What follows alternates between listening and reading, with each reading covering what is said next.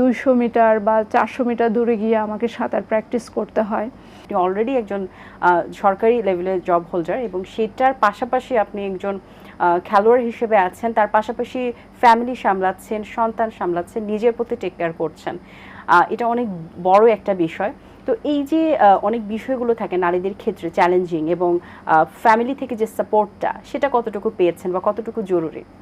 আসলে পরিবার ছাড়া কোনো কিছুই সম্ভব নয়। পরিবারে কোনো বিষয় নিয়ে দেখা যাবে ম্যানেজমেন্ট নিয়ে কখনো রাগ অভিমান থাকবে, এটা স্বাভাবিক। কিন্তু পরিবারের সাপোর্ট ছাড়া এই যাত্রাটা আসলে অসম্ভব। যেহেতু আমাদের এই স্পোর্টসটা এন্ডিউরেন্স স্পোর্টস, এখানে প্রচুর সময় দিতে হয়। যেমন আজকে যখন আমি 2500 মিটার সাঁতার করলাম, আমার বাসায় এসে দেখে আমার বাচ্চার স্কুলের টাইম হয়ে গেছে।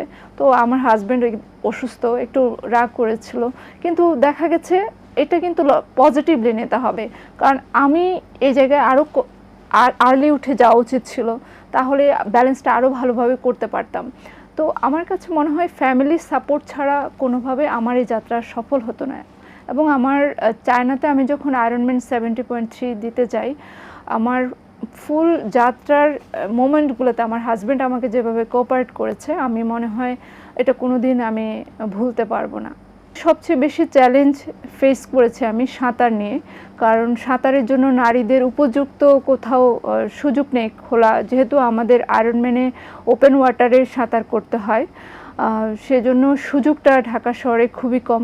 আমার বাসা থেকে দেখা যেত 200 মিটার বা 400 মিটার দূরে গিয়ে আমাকে সাঁতার প্র্যাকটিস করতে হয়। আর সুইমিং পুলের টাইমগুলো আমার সাথে অ্যাডজাস্ট হয় না, কারণ মেয়েদের যে টাইমিং স্লট থাকে সেগুলো হচ্ছে আমার অফিস টাইমের সাথে কন্ট্রাডিক্ট করে। সাঁতার নিয়ে এই চ্যালেঞ্জটা আমি ফেস করি।